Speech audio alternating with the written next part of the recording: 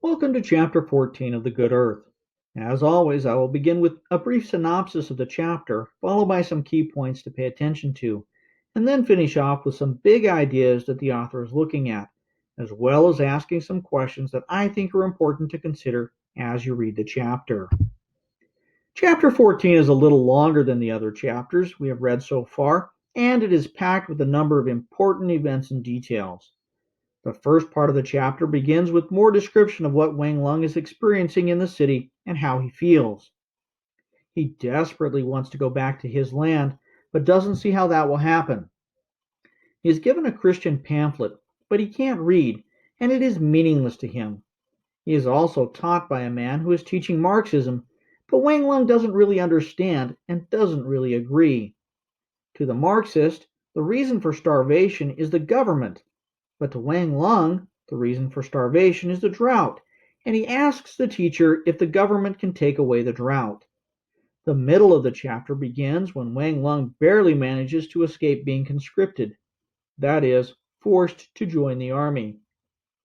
In order to continue to dodge the army, Wang Lung abandons his rickshaw business and takes work at night pulling heavy cartloads so that he doesn't need to be on the streets during the day. During this time, Wang Lung and Olan discuss selling their oldest daughter into slavery. Olan explains that if she is ugly, that she will be beaten often, and when Wang Lung asks what will happen if she is pretty, Olan explains that she will be sexually abused. In the end, Wang Lung cannot bring himself to sell his daughter. As rumors of discontent grow in the city, Wang Lung becomes aware that something is about to happen, and the major event of the chapter occurs when a riot breaks out in the city and the poor people swarm into the homes and businesses of the rich. Wang Lung finds himself swept up with the angry mob, and before he knows it, he is alone in the house of a wealthy man. The man is terrified and thinks that Wang Lung is there to kill him, so he offers Wang Lung money to spare his life.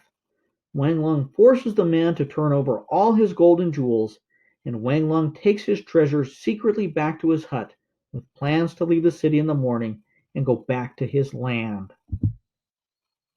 Once again, I would call your attention to the conversation between Wang Lung and Olan.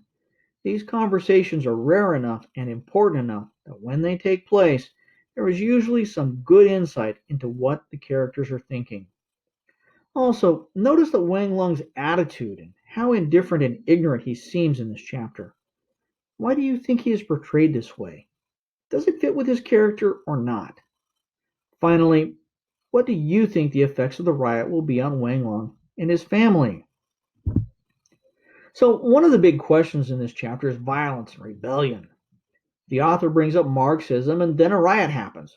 So, a question that should be asked is, does violence solve problems?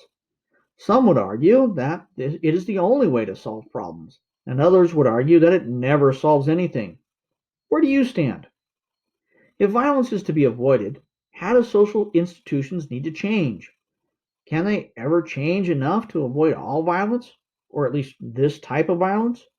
Marxist and communist ideologies were growing in popularity in different parts of the world in the early 20th century, and some of those ideas are reflected here in this chapter.